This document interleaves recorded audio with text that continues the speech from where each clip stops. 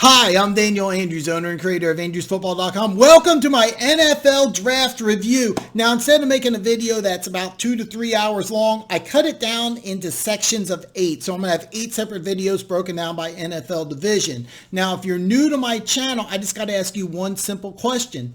Do you like talking football? Because if you do, you're in the right place. Ultimately, I'm making these videos to start a discussion with you. I want to hear what you think here. I'm offering my opinion. Give me a comment below and let me know what you're thinking. What did I get right? What did I get wrong? What did I fuck up on? Don't forget, give me a thumbs up. And if you haven't already, there's a button right around here. See it, little subscribe button. Bam! Hit that button. Become one of the greatest people on planet Earth. Now, let's start the show. This is the NFC East edition, and I'm going to start with the winner of the draft anyway for the NFC East, and that's easily the Dallas Cowboys. I gave the Cowboys an A in this draft. And let's start at the very beginning. CeeDee Lamb at 17. Put him next to Amari Cooper. This offense is just absolutely ridiculous. And then you come back at pick number 51, and you get a player that you could have drafted at 17. Now Diggs at 17 would have been a reach. But you get him at 51. You go with an absolute steal in the first round. You get another steal in the second round. Go in the third round, you get Gallimore, another steal. Most mock drafts had him going in the second round. I've seen a lot of mocks where he went late first, so getting him in the third round, another steal. So you get 3 consecutive steals.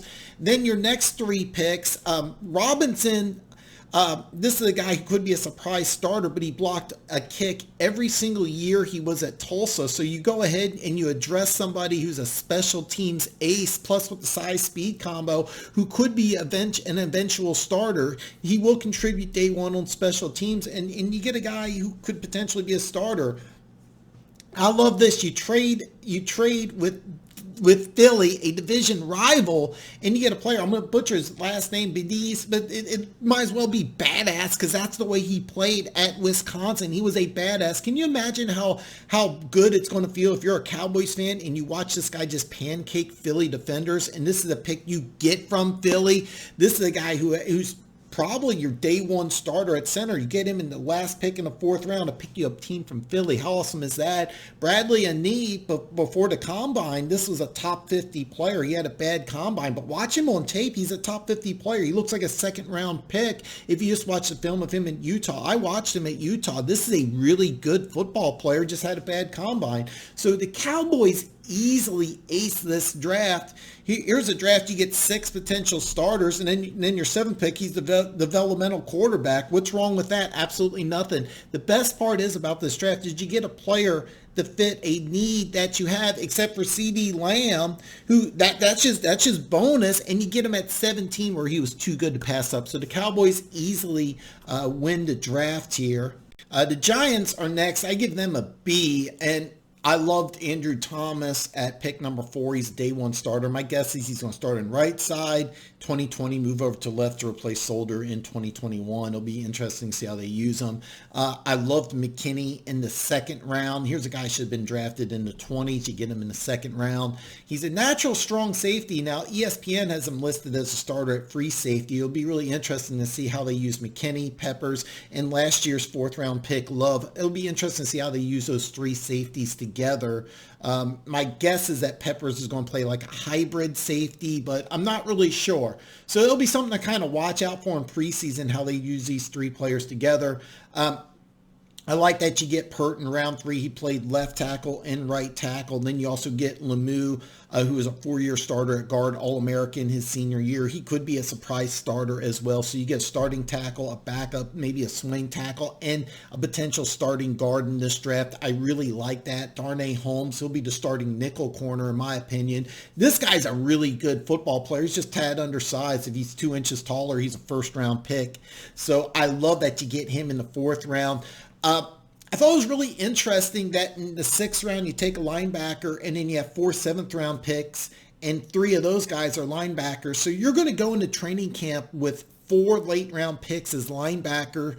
I got a feeling at least one of these guys is going to make the team. So that was something that was kind of interesting that the Giants did. Overall, very solid draft. I give them a B. Philly is next. They get a C+. Jalen Reagor is a player who I love, and I think he'll be a day one starter. He could be a potential Pro Bowl player. I really like this kid. Hurts at 53. I thought that would be around, the 50s. I thought would be where he would go, but the Philly, out of all the picks in the draft, this is by far the biggest head scratcher. It just made no sense to me whatsoever.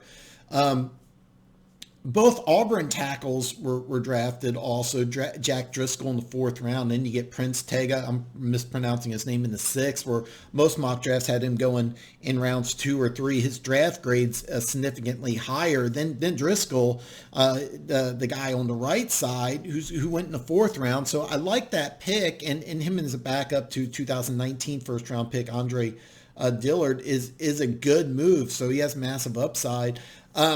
Devon Taylor in the 3rd round is really interesting. A small, undersized linebacker who was a track guy for Colorado. He could potentially be a safety. I'm not really sure if they're going to use him at linebacker or safety. Very raw, very fast.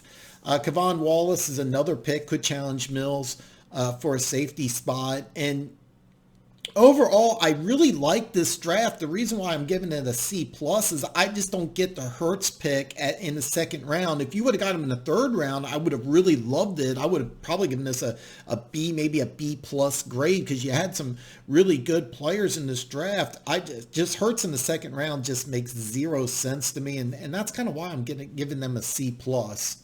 Finishing up here with Washington, they get a C plus. Chase Young at number 2, that's kind of a no-brainer. After trading Trent Williams, Sadiq Charles in round 4 is a great pick. That could be your potential day 1 starter at left tackle.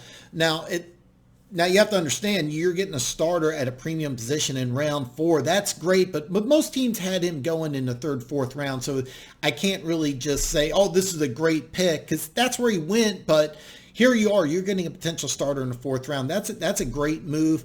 I really liked Gibson, your 3rd round pick. He played both receiver and running back at Memphis. I watched him. He's an explosive playmaker. And then you also got Antonio Gandy Golden, a player out of Liberty, a small school guy, size, speed combination with the right coaching. He could really be a very good football player. So I like the fact that you got your young quarterback, some really good weapons, a potential starter at left tackle, a premium position in the beginning of the 4th round.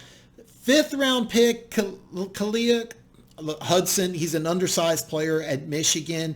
He's a great fit for a Ron Rivera defense. Don't be surprised if he starts, well, maybe not starts, but he'll contribute as a rookie. I think that's a really good fit. Ultimately, because of your, you didn't have a pick in the 2nd round, I got to give you a C plus grade. I really like the Sadiq Charles. Even if he's a starter, I can't give you a higher grade on the draft, because that's where you could have got him 3rd, 4th round. But if he does end up starting, that's a huge hit for the Washington Redskins. Hey, thanks for watching this video. Let me know what your opinion is. Drop a comment below. I'm offering you what my opinion is, but I want to know what you think. Ultimately, this video was created so I can have a conversation with you. I got my opinion now. Let me know what you think.